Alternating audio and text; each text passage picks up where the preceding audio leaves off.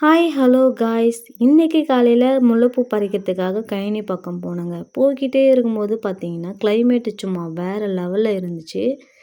பார்க்கவே ரொம்பவே அழகாக இருந்துச்சுங்க. வீடியோவை ஸ்கிப் பண்ணாமல் கடைசி வரைக்கும் பாருங்கள்.